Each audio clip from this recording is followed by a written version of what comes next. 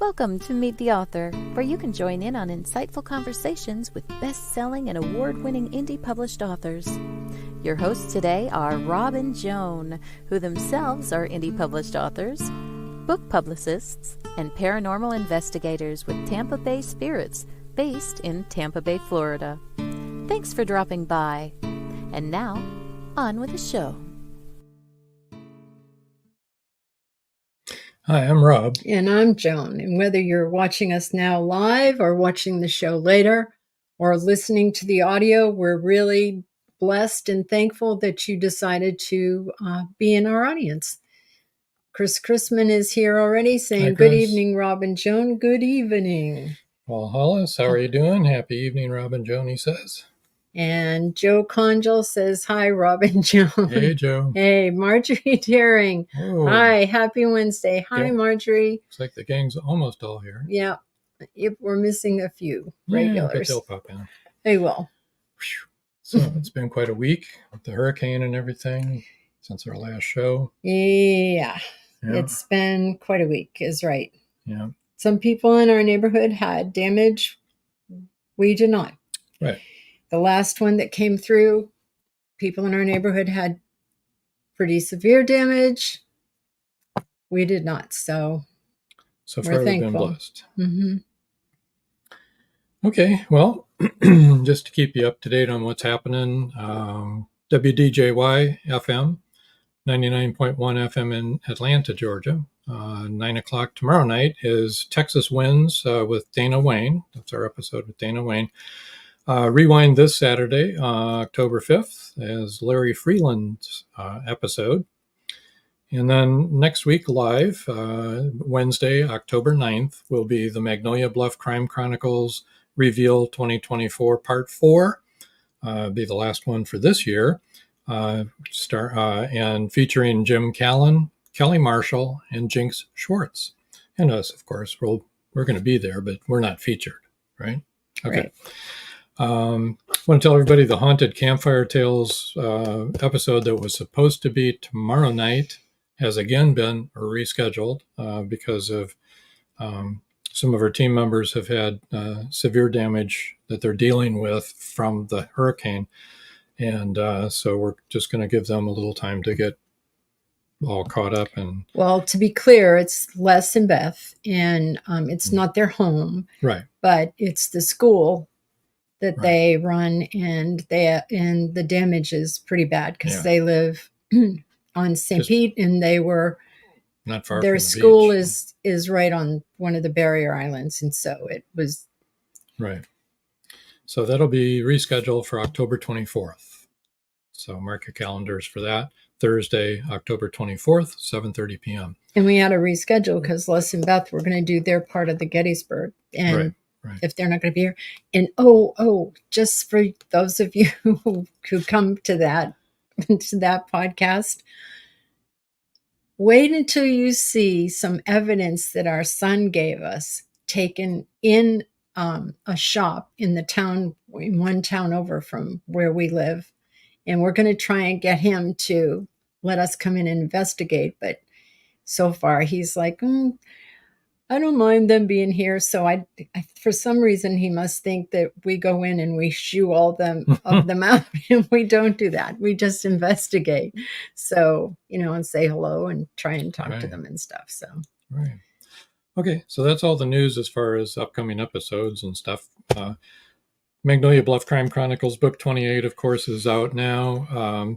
And it's for boys who struggle with darkness. And that's by Richard Schwint. You want to try to pick that up if you're following the Magnolia Bluff Crime Chronicles. And even if you're not, you should pick it up.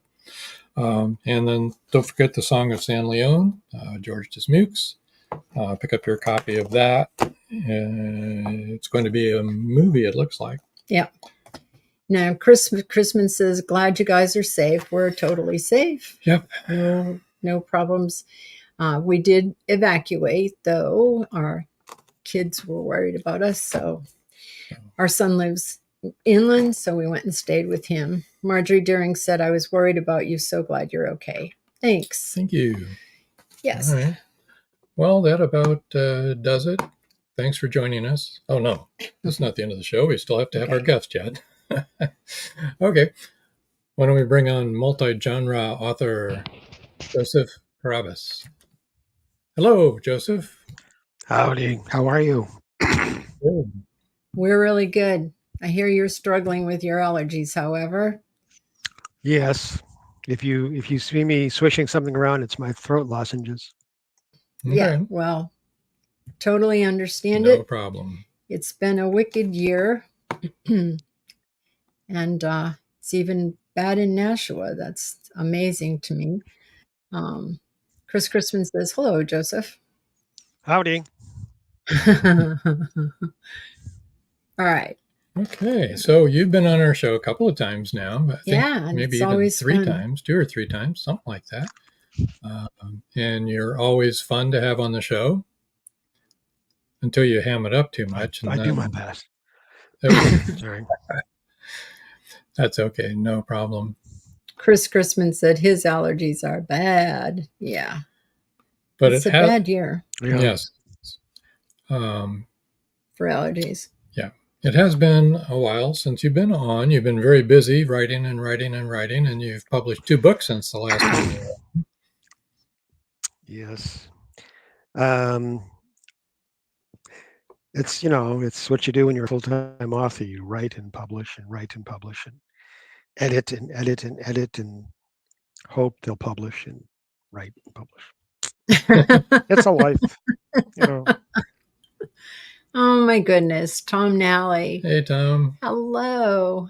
Tom Nally and his chair are There you here. And the love of his life.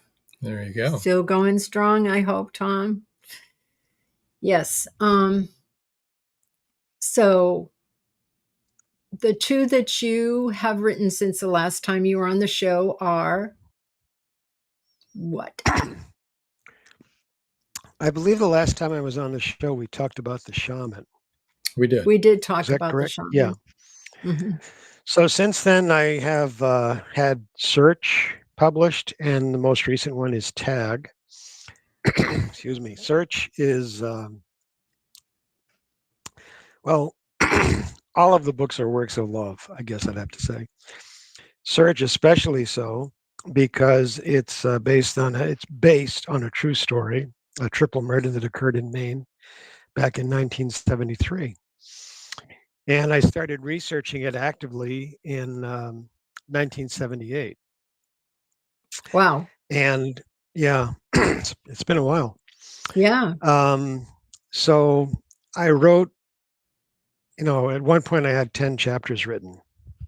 They weren't working. And I went back. I left it alone for a while, went back. I probably made 7 or 8 attempts and said, I'm just not getting this right. Forget it. Well, the protagonist in Search is the protagonist, if you will, in The Shaman. So one of the people who read The Shaman, there's one chapter in The Shaman, which is entitled Search. And he knows me, and he got in touch with me, and he said, that chapter, that's the book that you keep on talking about. And I went, yeah. And he said, well, you have to write the book now. You have to write the book. And I went, okay, if I have to, I will. So the thing was, he was right, because now I knew the character. I had spent several months, close to a year, writing The Shaman. So I knew that character. I knew his life. I knew what elements of his life were active in the period that occurs in search, the time period occurs in search. And it was a very easy transition for me. I knew the character's voice. I knew the way he was thinking at the time, so on and so forth. So I sat down with everything that I had done to date. And as often happens, I'm sure this happens for everyone who's a writer, there were scenes which were just spot on. They didn't need to be touched at all. And there were other things which were, my God, who wrote that? That's crap. Can we get rid of that somehow? Big delete key, big delete key. Yes. So I took what was still good, needed some editing, but it was still very, very solid. And I went, okay, where does the story really begin? And I realized because I wasn't beginning at the right place, I realized where it began, sent it out to a couple of first readers, and got a big, big reward. Because one of the first readers said, I had to put down your first chapter. I could not read it. I went, oh, okay. And she said, I picked it up about 5 hours later and finished it, but I had to put it down because it terrified me. Oh, good. Because it was yeah. supposed to. Right. Yeah. The first chapter is where the antagonist really acts horribly, really truly reveals his nature. And nothing is done on screen. It is all inferred. But if you have an imagination, you know exactly what's going on, what will happen. So that was a big reward, and I realized, yes, okay, I'm doing my job as an author. So that was search, and then I needed a break because I've been getting books published in a fairly rapid schedule. So I had long ago in the 1990s, I'd written a story based on a thing I saw in an apple orchard, a young girl in an apple orchard, and never got that short story correct. Finally, Kaylin Booth, I'm not sure if you're familiar with her. She does the midnight anthologies. She Actually, her name out, is familiar, but yeah, no. She reached out to me and she said, I really would love to have some of your work in this next anthology. And I said, okay. So I got that short story. And what is the core? What is the core of this? Okay, I was missing the core. Forgive the pun with an apple orchard, but I was missing the core. I got the core done. And I sent her the story and I went, okay, good, that's done. And the story was still sitting on my desk, unfortunately. So I looked at it and I said, there's more to this story than that short piece. And that became Tag. Which is your latest. Yes, Tag. And it was funny because a year later, this past year, Kay said, I have another anthology coming out. Would you have something to contribute?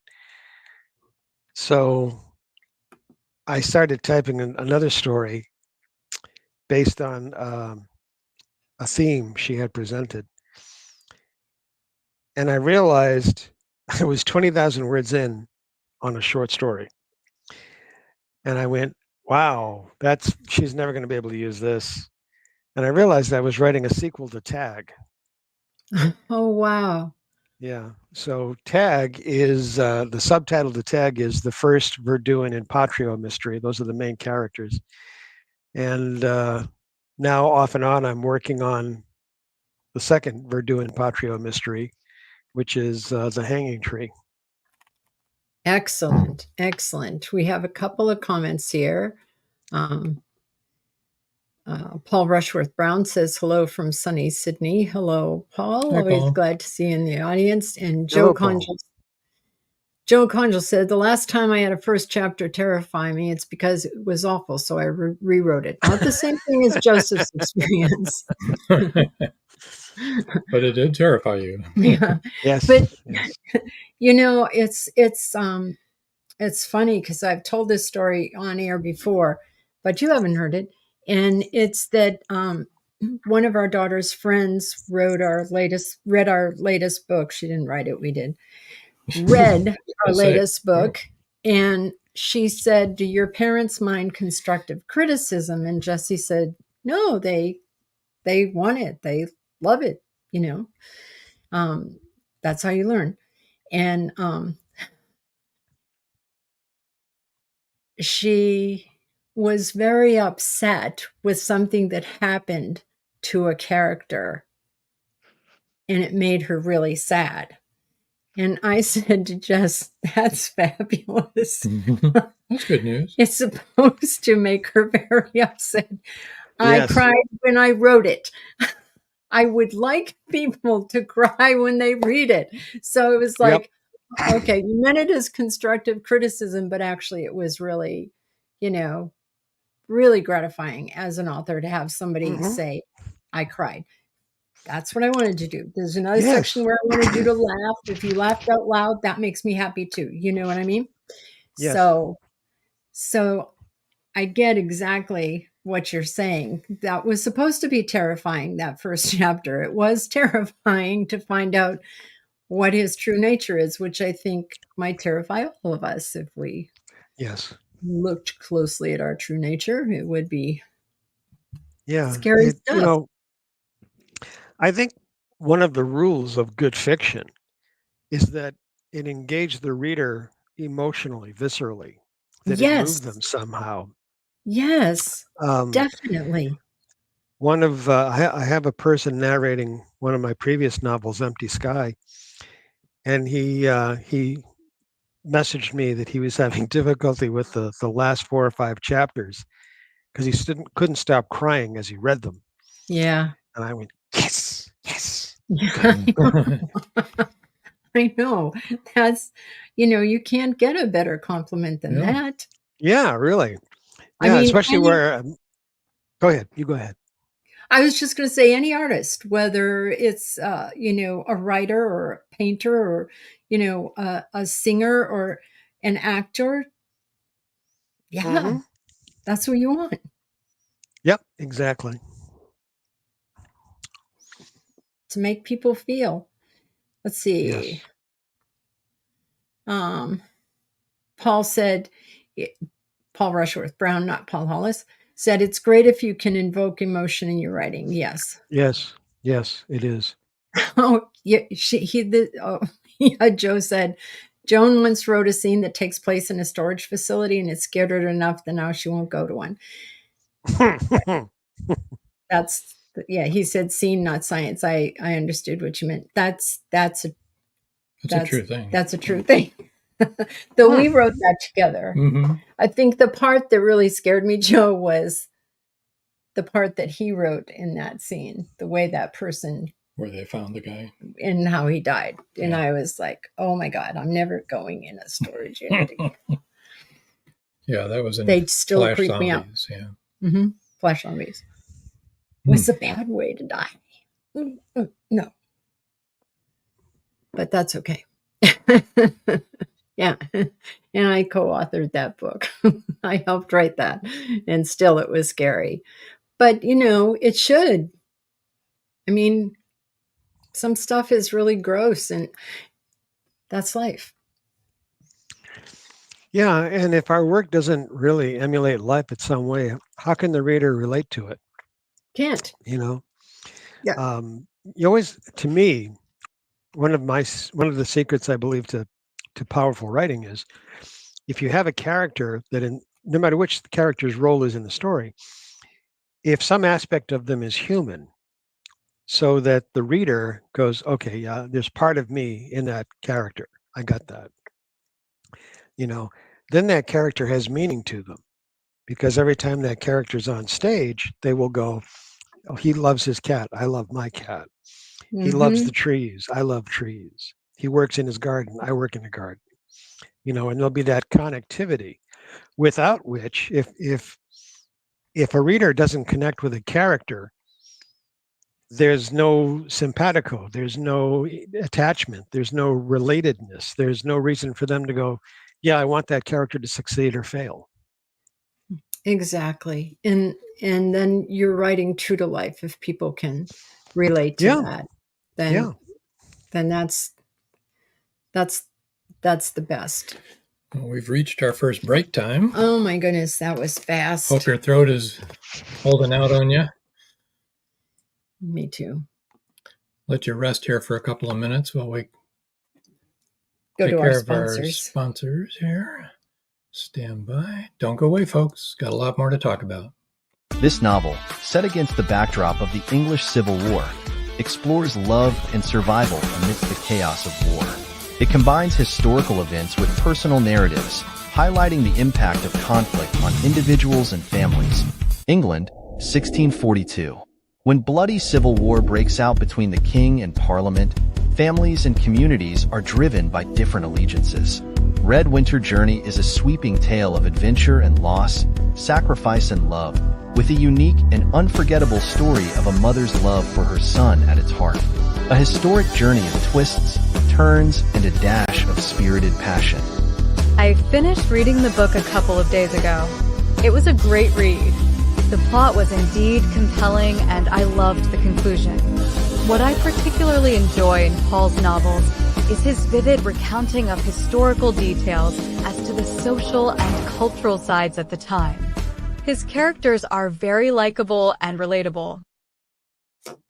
It's 1919, and Eric Laska returns from the war in Europe. Two new enemies await him in the small, coal-mining town he calls home. One is a threat to his relationship with Rebecca, the love of his life. The other, a bloodthirsty beast, is stalking the mining town residents. The townspeople suspect Eric of one of the killings. An old man and Rebecca's 11-year-old sister have seen the beast, but only Eric believes their story. To protect the town and clear his name, he's forced to prove the werewolf exists. Available on Amazon. The Horror Within by Marjorie Swift Doring.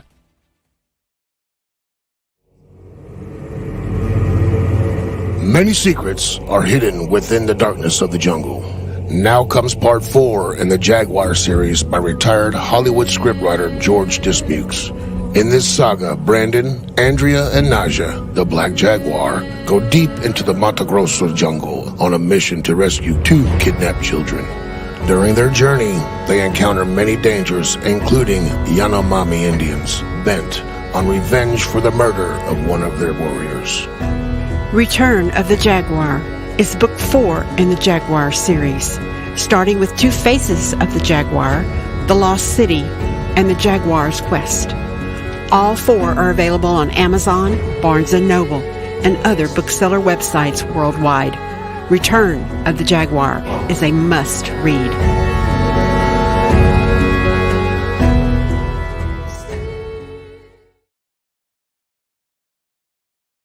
Welcome back. So the shaman, the search, and tag, do they all have the same protagonist? No, tag is set in medieval Eastern Europe, and it's a mystery, pure mystery. We were going to call it a medieval murder mystery, and then the editor said, the first murder doesn't occur until like the first 100 pages are done. And I went, okay, so we'll take murder off the title, off the, promo. Easy fix. I'm not going to shift the murder to the page 1 because, it just would throw off the entire story. Huh. Well, as long as the murder is in there. It is, yes. Actually, there's more than one murder. We're getting some very, very fascinating reviews about it. The one that I liked was one of the first readers said that this is meaningful for those of us who have a little bit of gray in our hair. He said Joseph wrote tag as if it was "If you are there." For those who remember that show, he said, it's like you are there because everything is so real. I can even taste the mustard in the tavern. And I went, oh, Oh, good. Wow. that's awesome. Yeah. That's awesome. Yeah. See, I like writing like that, Why, where you thank can you. smell the salt air and stuff like that. That's the best. I have a good book you should read. No, I'm kidding. Joe Conjal says, "Hi, Joseph. Some of your stories are wild, dreamy style fantasy. Do you plan those out, or do you just let your mind wander through the story as you're writing it?" Oh, God, that's an excellent question, Joe, which I'm not going to answer. So, Okay. well, it really is an excellent question. And I know. thanks for asking it, Joe. It's a question I actually get asked in one form or another fairly often. And for me, it goes like this. For a novel long story, I will just boom, I'll have the plot points. I'll have front to back. But what I have is the plot points themselves. For example, in Tag, I know that a witch loses her hand. I know that there's a young woman and a young man involved. I know there's a priest involved. Blah, blah, blah. But the connecting tissue to get from one scene to the next, that's pure pants. Seat of my pants writing. What does happen is, as I'm going along and I'm at one scene, I will literally see how to get to the next scene. Is that my non-conscious doing its thing? Is that the muse? There are a lot of ways of saying it. Is it divine inspiration? Sure, I'll take them all. I need all the help I can get. But for me, Joe, it's truly a combination. Short stories tend to come to me fully realized. It's just a matter of typing them down and editing and tweaking them. Flash pieces, I can't get them down fast enough. They're literally flash pieces, and they're boom. It's right there. There it is. Chris Crispin nailed it. Thoughts in the ether. Yes, and Chris, as they say, I've been doing some Michelson-Morley experiments. The ether is real. It exists. It's between my ears most of the time. My wife says it's pretty empty up there, so yeah, maybe so. In quantum reality, it's a lot of vacuum going on up here. Quantum reality, string theory. There are so many things. Oh, Chris Chrisman said, I believe. Yeah, I believe too. I want to believe. That's a decision I made. Well, Yeah. believing is seeing. That is true. Very true.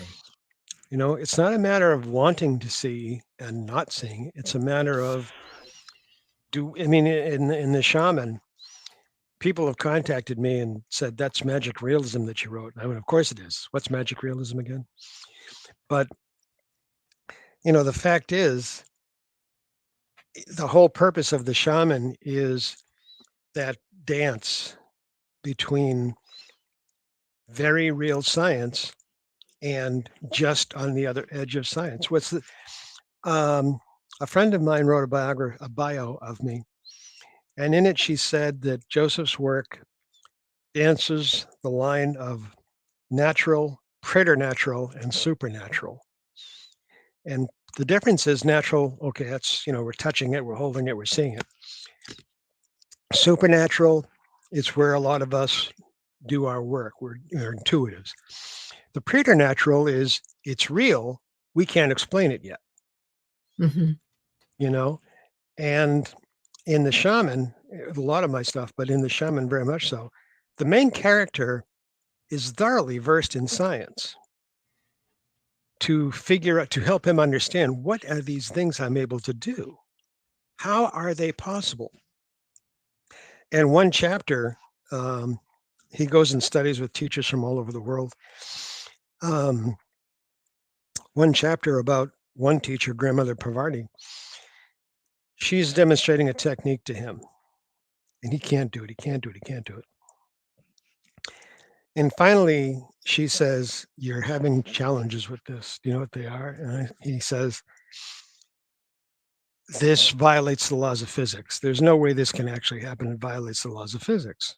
Okay. So she says, "Okay, are there laws of physics nobody knows about yet?" And he says, "Well, yeah, of course. I mean, we didn't know about, special relativity until Einstein. We didn't know about Right. quantum mechanics until Bohr." And she says to him, "Okay, use those laws of physics that nobody knows about yet to do this." And boom, he's doing it.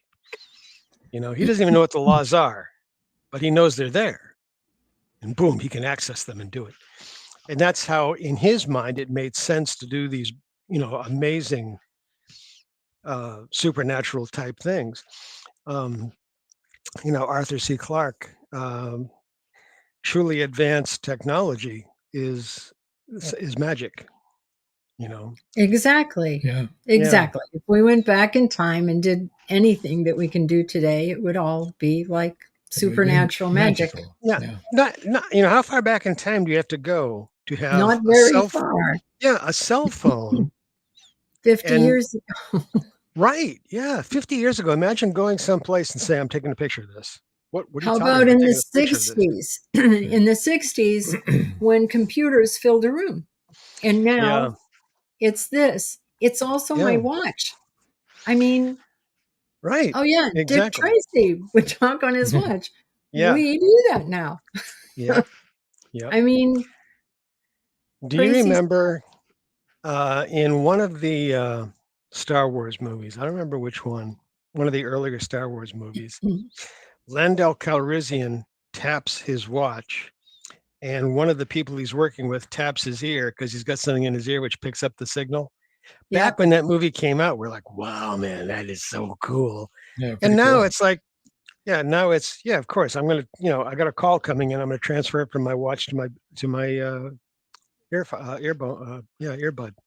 Well, on Star Trek, they literally used something that looked like a flip phone. They would open it up and talk on it, and that was amazing. And now, now that's old stuff, though they're coming out again. They're back. Yeah. Chris Christman says, Flip-flopped. "Eyes once open." Yeah. Yes. Yep. Once you've seen it and walked it, it's like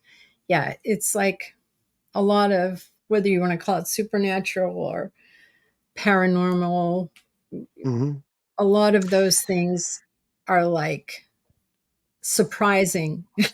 Yep. And Are you folks familiar with the frog's eye concept? no. This is science. You can look this up. I believe it was published in IEEE Journal 1959, What the Frog's Eye Doesn't Tell the Frog's Brain, written by Jerome Lutvin and his research team at MIT. This is true. What they discovered was there are things which are in they're in the frog's visual field, which the frog's eye detects but never signals back to the brain. Look at that. Register that. For example, the frog's eye will pick up a fly and signal back, "Ooh, food." The frog's eye will see a human foot coming down. No, it's not food. I don't know what it is. Forget it. Don't bother signaling the brain. And Jerry Lutvin, clever man that he was, postulated, okay, what are our eyes picking up that they're not signaling our brain? Oh, that's creepy. And well, fun all at the same time. The difference is we have different brain structures than the frog has. The frog has a pure reptilian brain. We have higher brain functions. And I know this is going to get, woo-woo for people, so I apologize. They're used to us being woo-woo. We've all been around children. When we were children, we would see stuff And the parents and the elders would go, "Oh, you're just imagining that. Oh, yeah, right. All the time. Well, part of my work when I was in science, when I was, doing advanced research, part of my fields of study were reopening, if you will, those parts of the mind, because I was very heavily involved in neuroscience, which had access to those things, but which we culturally, societally, educationally, no. The shaman, as you were talking about before, they are, they're walking around with trees that reach out to them and say hello and shake their hands. They're talking to animals who talk back to them. And I'm not talking about, well, he grunted and what that means, like these people who talk with the dolphins. No, you're listening to a bunch of squeaks. You're not, you're going through, that's like me talking to somebody who speaks Bantu. There's got to be so many levels of translation in there. But when you can really communicate with an animal, however it's done, the neuroscience involved of remapping our basically mammalian brain. Okay, a dolphin has basically a mammalian brain. Mm-hmm. Different developmental aspects. We should be able to communicate with it, brain to brain. Mm-hmm. So, yeah, we have now discovered that is possible. We can communicate and transmit back and forth. It's very primitive right now. But again, we're talking about, 50 years ago with a cell phone. 10 years ago, you said to people, well, we can actually communicate with an elephant. We can do a Dr. Dolittle with an elephant and a dolphin. We're right now, we're working with mammals. Okay. I'm waiting for the time we can talk to spiders. That's going to be my biggie. And wolves. So, the preternatural, we know it's real. Our children and our ancients know it's real. What you folks do, it is real. Not everyone knows how to access it. For some reason, we have the ability to access it. Mm-hmm. And this shopkeeper you were talking about earlier, instead of being a little, that's kind of weird, make use of it. Make use of it. If you knew somebody was a really gifted carpenter and they said, I'd like to build you a new kitchen shelf. Yeah, that'd be great. Or the person who did the cover to the shaman. Wow, that's beautiful. Do it. Don't be afraid of it. Access it. Use it. Yeah. We're going to go talk to him. I mean, our son talked to him and he doesn't really understand what we do either, but we do. So I think we can convince him that we should really come in there and communicate with whoever he has in there. Marjorie Daring said, do ideas come to you more often at one time of the day or night, or is it totally unpredictable? It's another excellent question, Marjorie. Next. What else? Sorry. One of the things I've been working on, I continue to work on, is, and I actually was talking with a friend about this. I made it a point when I was being very creative, receptive, whatever you want to call it, of cataloging. How do I feel right now? What's going on? What's my sensory experience? Am I tasting, hearing? What is the me that's getting this? And I have been training myself, and I continue to train myself to go into that state, much like a gifted musician, a gifted pianist. When they are playing, everything else kind of goes away. I'm sure we've all seen, I know that I've seen, world-class musicians on a stage, and they're playing and they're gone. They're not on the stage. The audience isn't there anymore. They're just somewhere else. Really into it. In the zone. Yeah, and that's the zone. Yeah. If you're familiar with the work of Mihaly Csikszentmihalyi, he wrote the book Flow and several of the books after that, all based on the concept of flow, putting yourself in that zone, where top level athletes go, and they're just there, So I've been working on doing that myself, Marjorie. I would like to think I am being successful at it. I'm becoming more successful at it. It takes me less and less time to be there. It used to be a book that I've been working on for a while. I was at a stoplight, boom, there was the whole thing. I had to pull over to the side of the road and record all the ideas, the major plot points into my phone. Now it's more a matter of, okay, I'm at the keyboard. Let's go. There we are, boom. And I got to tell you, it's one of the most wonderful sensations to have, to know that there is a deeper you. I don't want to say another you, but a deeper you, a truer you, a more alive you, a more aware you. I'm sure, I'm guessing, I don't want to say I'm sure. I'd be willing to bet that it's similar to a state of high intuitiveness where you're simply aware. Yes, you're picking up information no one else is. Why don't you, why aren't you aware of what I'm aware of? I've stopped asking that question. I've stopped, people say, how can you know that kind of stuff? How can you not know it? I've stopped asking that. They don't know. They don't want to know. I do. I want to know. I'm hungry for it. There you go. Did I answer the question, Marjorie? We'll find out after we'll this find word out. from And our we sponsor. have another comment too that we need to address. Yeah, but we got a lot to do. Word from our sponsors first. All right. The clock is ticking. Can Gracie uncover the truth? Philip Pliant is the wealthy opportunist plastics dealer and CEO of Pliant Industries. He's also a master thief, creating a pervasive threat to the manufacturing infrastructure in the Caribbean islands markets.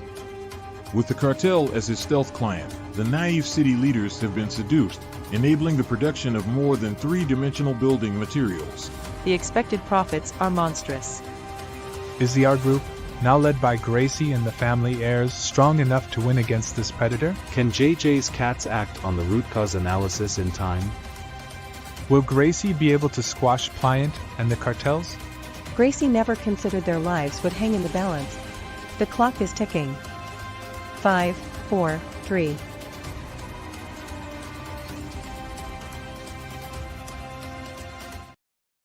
Have you wanted to publish your story? Have you thought about self-publishing?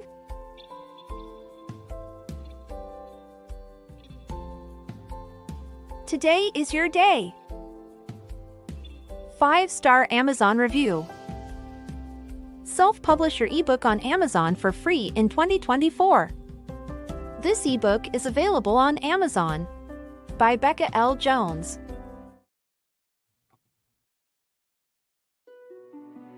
Paradise, my prison. Charlie Flint awakens from a deep sleep and finds himself alone on a tropical beach surrounded by a palm tree jungle and exotic animals. He cannot remember who he is or anything about his life. First, he must find food and build shelter and protect himself from hidden dangers. As his memory gradually returns, it reveals what a very flawed person he is. A man who made too many mistakes, made too many enemies. The implications of the truth are staggering. How did Charlie get there? And will he save himself? Paradise, My Prison is the riveting new suspense thriller from retired Hollywood scriptwriter George Dismukes. Paradise, My Prison by George Dismukes is available in jacketed hardcover, softcover, and all ebook formats worldwide.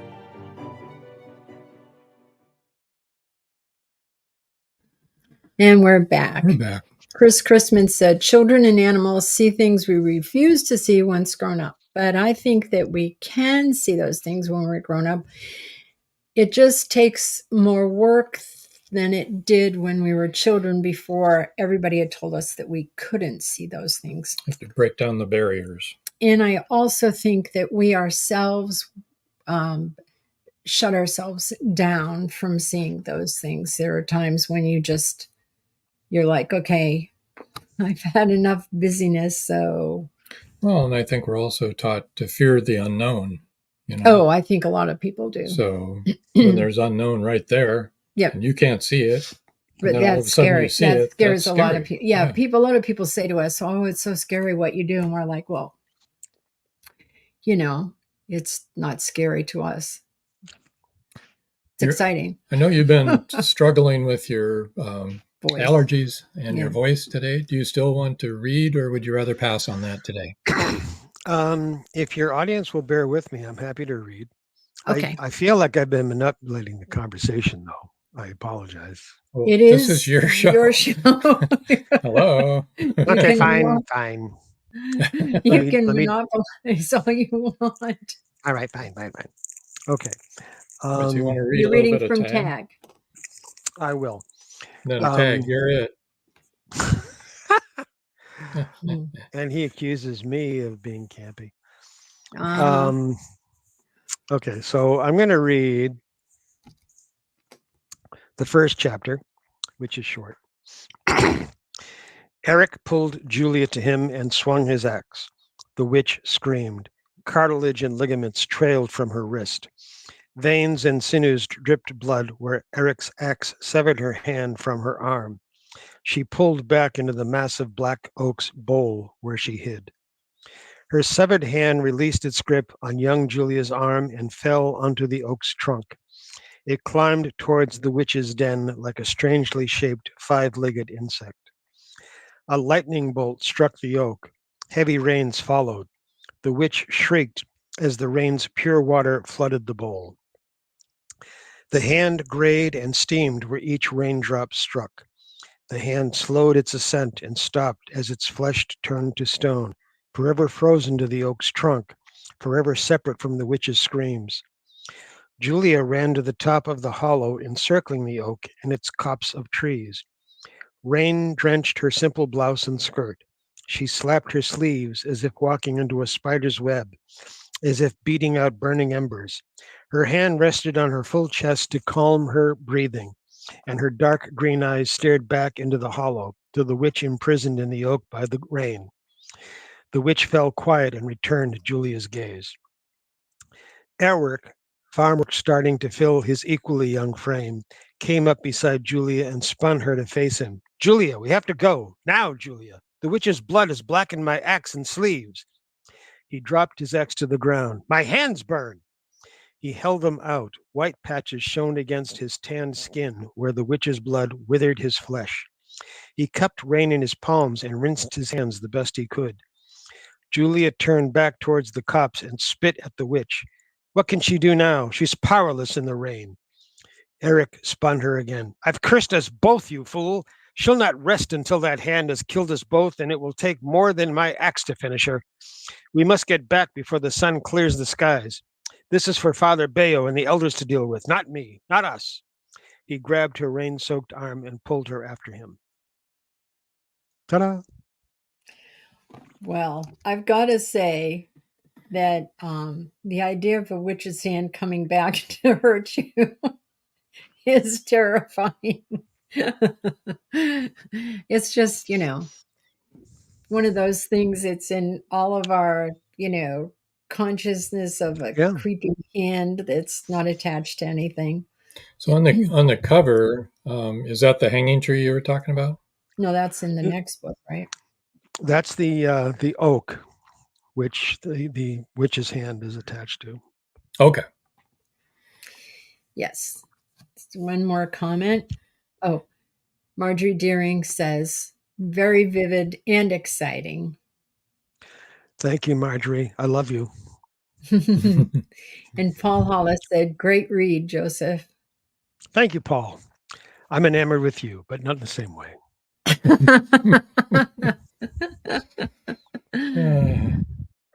Joe Conjo said, wow, I think having an allergy-soaked voice contributed to the overall creepiness. Why, thank you ever so much. I appreciate it. Yes. It was fairly creepy and very good. It was good. You did a good job. It was thank you. Vividly creepy. And so Marjorie Deering says, this emoji. For those of you who are just listening, it's a smiley face with hearts all around it. Thank you, Marjorie. What you got on the drawing board? I am I am actively editing for release. It was supposed to be released in July, and I went, no, this is nowhere near ready. So now we're saying maybe middle of October. The book is entitled The Book of the Wounded Healers. It takes place in New York City. And the basic premise is this brilliant fellow who works at Columbia University. He's a what used to be called a mathematical linguist. He's working on the problem of what are called spontaneous languages. There's one living spontaneous language that we know of, and that is in Nicaragua, where in one village, for some reason, this village, at roughly in the same time span, several deaf children were born. The deaf children got together on their own and developed a language spontaneously. It's not based on any Hispanic language. It's not based on a known sign dialect. They created language themselves. That's a spontaneous language. He's working on the mathematics of how those languages come about. And the field is actually called neuromathematics. How did they create a language if they were deaf? Was it a spoken language or was it sign language? It's sign language. They did a sign language. Yeah. Which, and here's the thing, it made total sense to them. Right. They understood each other spontaneously. So anyway, spontaneous languages have happened throughout history. We have documentation of them. This is the only one that we know of, which is functional right now. But he's very curious how they occur, because he knows if we are to communicate with animals or aliens, it's going to be a spontaneous language. We can't teach them our language. They can't teach us their language. We don't have the brains they have. We don't have the neural wiring they have. We cannot think the way they do. Human languages are all based on the fact that our neural topography is similar. Okay. The Wernicke region is in everybody's brain. It's how we process language. Okay. But not everybody has that. So how do we communicate spontaneously? He is so driven in his work, he has a nervous breakdown. And he's at a psychiatric hospital. Now he's back home. He's been away for a while. Now he's back home. He is finally reconnecting with his family. And he's having a day with his son, Jiminy, his young son. It was called South Street Seaport, if you're familiar with New York City. And well, it's a seaport area, and it's where they usually have buskers and vendors and carnival type atmosphere. So they're watching jugglers and people are playing music, and there are food vendors, and they're having a good time. And all of a sudden, from the East River over to Brooklyn becomes a desert of white sand. Extreme heat, a Scirocco wind comes across the desert, blowing everything out of the way. And everybody's panicking. And a few people are looking out in the desert, and they see these three creatures walking. Humanoid, but not human creatures walking across. He loses track of his son. Somebody bumps into him, knocks his son out of his hands. Wow. So he's panicking. He gets knocked to the ground. And he realizes these three creatures are still approaching. What the hell am I going to do? What's going on? Somebody help me. He's crab walking, trying to back away. And they walk up, and one of them is 9 feet tall, 6 feet wide. Should be a pro football player. One of them is 7.5 feet tall, thin as a wisp. One of them is basically man size, human size. And they stop and they look down at him, and he's going through his mind. What do I say? Welcome to planet Earth. Take me to your leader. Who are you? And the last thing he says is, I wish I could get up. So he literally, one of the aliens literally reaches down and just helps him back up. As they were coming across the desert, they're hearing all the screams of people, and they are making the same sounds as the sirens, as the horses for the mounted patrol, as the street vendors, as the music. And as they're walking, they are recognizing, or they're looking for recognition signals. What are people responding to? And they acquire our language as they walk across. Now Wow. he has the perfect opportunity to study spontaneous language. How did you learn our language? Because your brains are not like mine. Mm-hmm. The rest of the story. Thank Do you have The a rest name of for? I'm sorry. Book of Go the ahead. Wounded, the Book of the Wounded Healers. The Okay. rest of the story is literally they are walking through the island of Manhattan, up and down the island of Manhattan, so that they can learn about us. And people are saying, he's saying to them, "I want to go. I got to find my son." And they say, "Well, then you must find him. Go ahead, you find him." But they're continuing to move with him. I'll be quiet. Just 1 minute. We have to say goodbye to our people who are listening to us in Atlanta. Yeah. On WDJY FM in Atlanta. Thanks for joining us, and see you next week. The rest of us are still here. Go right ahead. It's good to be here. So anyway, they're walking the entire length and breadth of Manhattan. There's 62 chapters, and the subtitle to the Book of the Wounded Healers is A Study in Perception, because the main character is African American. He was raised in a pre-Obama, basically prejudicial, bigoted USA, and he carries that with him. He carries all that anger still with him. And he realizes that a lot of what he has been doing has been to prove himself to people. And the wounded healers, because they say to him, the first thing they say to him is, "We are healers from the land of Baras. This is Sitaf, who cries for his own pain. This is Genril, who sees to his own needs. I am Bariah. I will tell you how I feel," which are the three base elements: emotion, needs, thought, what drives us, what makes us who we are. So they're basically echoing. And I have a friend. I have several friends, really. No, I do. Honest to God, I have several friends. I have a few of my friends are African American, and I've said to them, "Would you be willing to read this and let me know?" Because, as I said, I've been at Columbia. I've been a mathematical linguist. I've never been African American. I have no idea. No. I'm basing this on a lot of things you guys have told me. Yeah.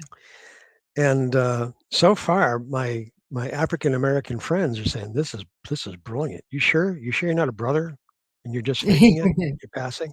Yeah, really, I am. Look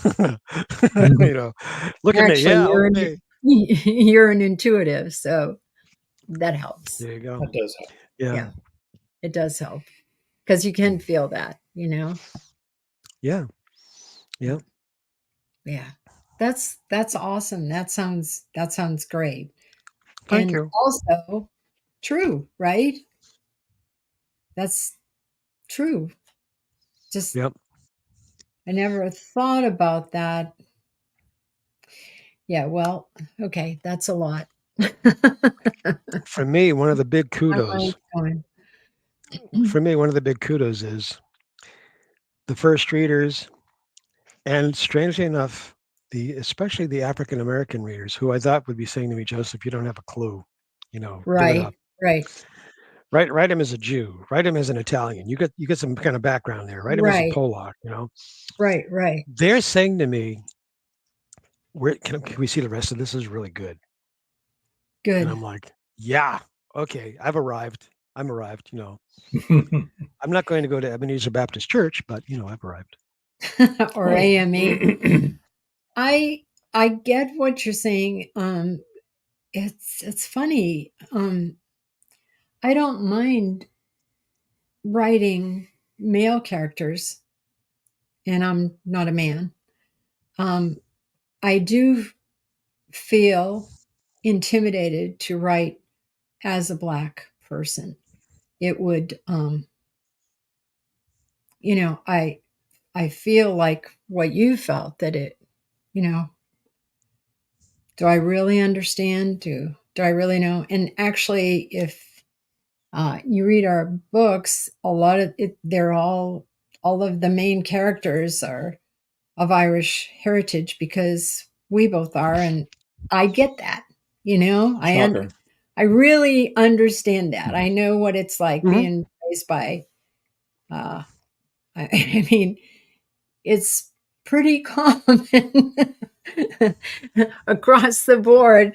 If I ever talk to anyone of Irish heritage, they'll understand why I say Jesus, Mary, and Joseph all the time. And all the saints. Yeah. Jesus, Mary, and Joseph, and all the saints. I heard it growing up all the time. Yeah. And so I've always felt intimidated to do that. So kudos to you. Yeah. That's an interesting point, because a long time ago, I was part of a work group, and the challenge was to write a story from the opposite gender's point of view. So if you're a male, write from a woman's point of view. If you're a female, write from a man's point of view. Don't put your name on it. Pass it around. We're going to see. And they got to my story, and who wrote this? This is brilliant. Who wrote this? Now the story went on to be recommended for the Nebula, so it was a good story. Wow. But didn't win. Didn't get nominated. Was recommended. But the fact that no one could tell that it was a male author, let alone me, I had done my work.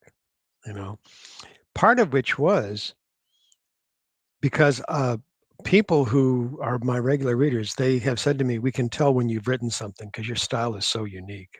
It's, like Joe was saying earlier, I have wildly vivid things happening.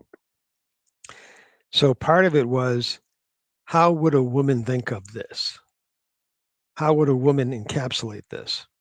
How would a woman frame this?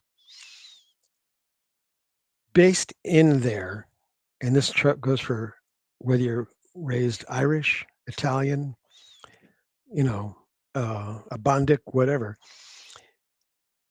Human experience triggers the same things in all of us. We see something, a tender moment, doesn't matter who we are or where we're from.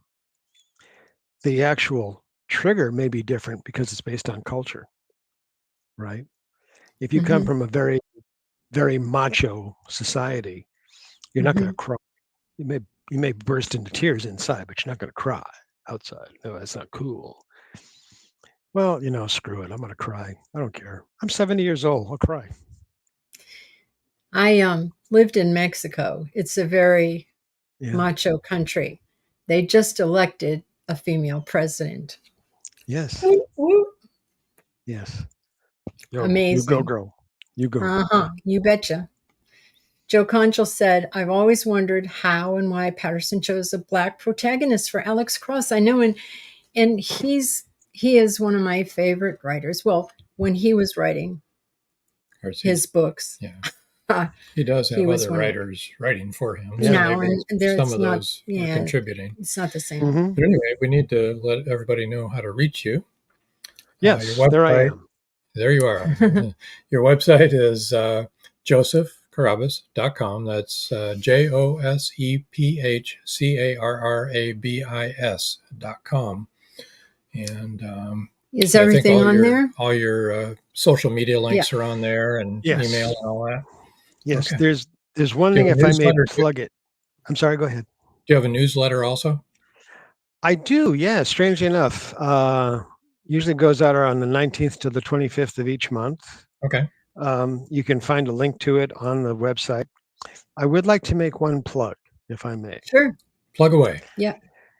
I am the host of a monthly gathering called the Roundtable 360. And that is on the last Thursday of every month from 1:30 Eastern time to about 3 p.m. Eastern time. And it's for a great many creatives. We have authors, poets, dancers, musicians, painters, graphic artists. If you're in a creative field, we're having you part of a group. And we discuss things such as, how do you get a character to the audience? What can an actor tell us about becoming a character that the poet can use, that the musician can use? How does the musician evoke emotion in their composition, in their playing?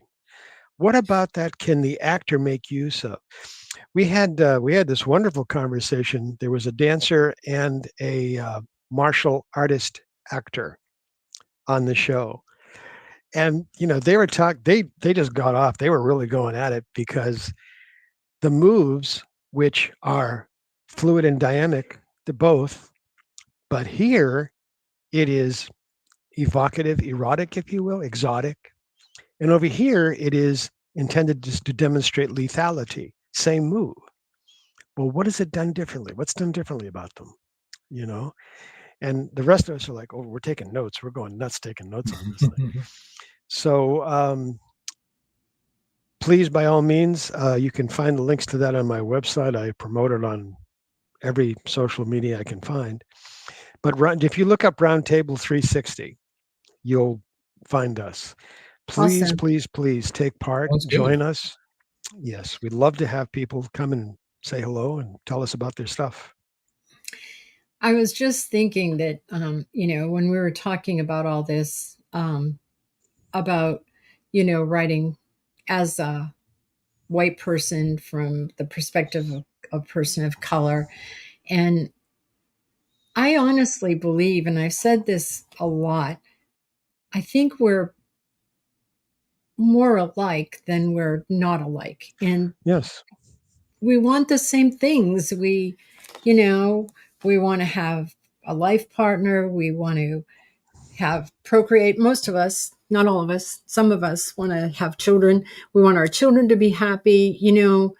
We all have the same dreams and aspirations. It doesn't matter where you're from or what part of the country you're from or what part of the world you're from. Mm-hmm. It's, Arabs, Jews, Christians.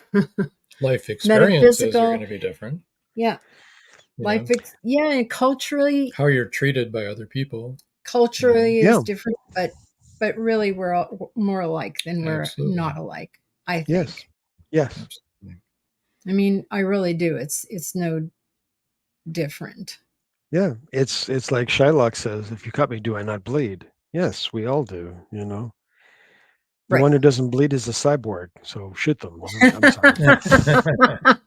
easy to pick out of the crowd. Unless it's Data. He's an android and he's a good guy. Chris says, thanks for another great show and guest. Yes. Yeah, thank you, You Chris. are welcome. Thank you, Chris. I appreciate it. All right. Yeah, Data's the keeper. There you go. Okay. Well, I think we've come to the end of our evening. I do too. Another wonderful visit. Thank you for joining us. Yeah, we appreciate it. My pleasure. This was really fun. Here's another comment. I'm sure it's somebody saying. Paul Hollis says, fascinating show. Thanks, Joseph, Joan, and Rob. Thank you, Paul. Yes, thank you, Paul, for being in the audience. Marjorie Deering. Okay, we missed that. Okay, Joe Conjal says, great show tonight. Thank you, Joseph. And of course, Rob and Joan. Thank you. Marjorie Deering said, great episode. Thanks, Rob, Joan, and Joseph. Thanks, Marjorie. Thank you. Did you have pizza delivered while you watched tonight? Probably, right? That's what she usually does. No. No, we didn't either. No. Though it did does sound like a good idea. Maybe now. In the book, remember one time we were doing an episode and Joe Conjal said I need to put pizza in a book? Yes. Book coming out next year, The Alibi. Yeah. I even said to Joe Conjal, I believe I said it on the show, I think I could put that in my thing. I now have an entire chapter, which is based around them making pizza. So there you go, Joe. It's for you, buddy. That's awesome. Yeah. Well, yeah, our daughter has a pizza oven, and then we bought a pizza oven. I know you've had a pizza oven forever. Yeah. So it's like, and it's the best. For sure. Yeah. I think we'll go make one right now. Can move you over. There we go. Got you over to the side there. I want to remind everybody next week we will be live, Lord willing. And that's October 9th for the Magnolia Bluff Crime Chronicles Part 4 reveal. And let's see. One more comment. Joe Conjal says, I'll tell you where to send the royalties. There you go. All right. Okay, well, until next time. That's all, folks. Bye.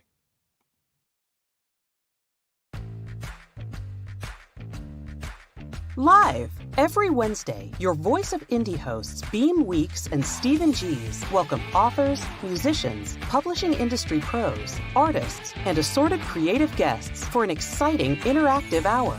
Call in during the show or post questions and comments on Twitter for responses in real time. Meet your favorite indie creators, learn inside tips, network, and promote your work. The link for each week's show is pinned on Twitter atop @VoiceOfIndie. And you can receive the link every Wednesday morning in your inbox by subscribing to our newsletter at freshinkgroup.com.